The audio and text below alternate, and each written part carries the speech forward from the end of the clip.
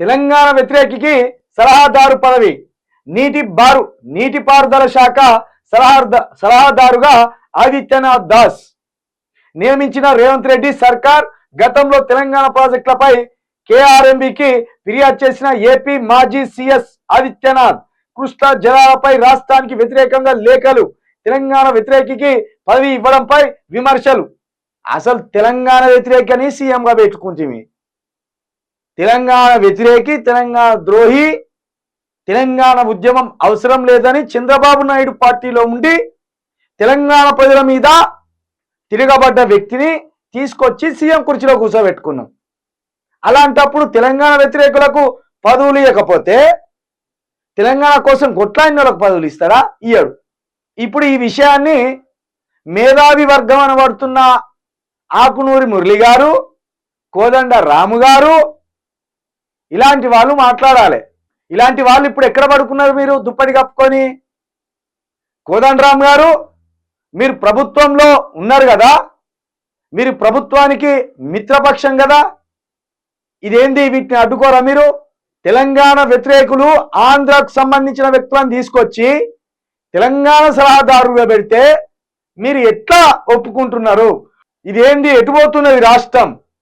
ఏం చేద్దాం అనుకుంటున్నారు? మళ్ళీ ఆంధ్రాని తెలంగాణ కలుపుదాం అనుకుంటున్నారా? ఇది గమనించాలి ప్రజలు. తెలంగాణ వ్యతిరేక శక్తులకు అధికారంలో భాగస్వామ్యం కల్పిస్తుంది రేవంత్ సర్కార్. తాజాగా రాష్ట్ర ప్రభుత్వం చేపట్టిన నియామకం తీవ్ర వివాదాస్పదమవుతుంది. రాష్ట్ర జలవనరుల శాఖ సలహాదారుగా ఏపీ మాజీ సీఎస్ ఆదిత్యనాథ్ దాస్ రేవంత్ రెడ్డి ప్రభుత్వం నియమించింది. ఈయన గతంలో తెలంగాణ కడుతున్న ప్రాజెక్టుల మీద కృష్ణా రివర్ మేనేజ్మెంట్ బోర్డుకు పలుమార్లు ఫిర్యాదు చేశారు. అలాంటి వ్యక్తిని తీసుకొచ్చి మరీ సలహాదారుగా నియమించడం పట్ల తెలంగాణ వాదులు ఆగ్రహం వ్యక్తం చేస్తున్నారు.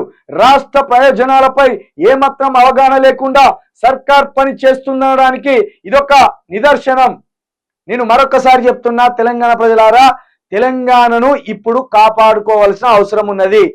తెలంగాణ వ్యతిరేకి చంద్రబాబు గెలిచింది అక్కడ, తెలంగాణ వ్యతిరేకి పవన్ కళ్యాణ్ గెలిచింది అక్కడ, తెలంగాణ వ్యతిరేకి ఇక్కడ సీఎంగా ఉన్నాడు, తెలంగాణ వ్యతిరేకి అక్కడ కేంద్రంలో ఉన్నది. ఇక తెలంగాణను కేంద్ర పాలిత ప్రాంతంగా చేయాలని కూడా కుట్ర కూడా జరుగుతున్నట్టు సమాచారం. తెలంగాణను కేంద్ర పాలిత ప్రాంతంగా కాకుండా అడ్డుకోవాలి, తెలంగాణకు రావాల్సిన నీళ్లను అడ్డుకునే వాళ్ళను తీసుకొచ్చి ఇక్కడ సలహాదారుగా పెట్టిండు. తెలంగాణను వ్యతిరేకించిన పవన్ కళ్యాణ్కు అదేవిధంగా చంద్రబాబుకు బోకేలు ఇచ్చి వాళ్ళకు ఫోన్లు చేస్తాడు మన ముఖ్యమంత్రి గారు. కాబట్టి ఇగో ఇన్ని కుట్రల మధ్య ముందరికి పోతున్న తెలంగాణ ఇప్పుడు వెనుకకు వస్తున్నది. దీన్ని కాపాడుకోకపోతే ఇప్పటికైనా ఇక్కడ ఉన్న యువకులు కావచ్చు, మేధావులు కావచ్చు, స్పందించకుండా మేల్కొనకుండా నిద్రపోతున్నట్టు నటిస్తే చూసే వరకు 5 సంవత్సరాలు తెలంగాణ ఆగమైపోతుంది. ఇది పక్క.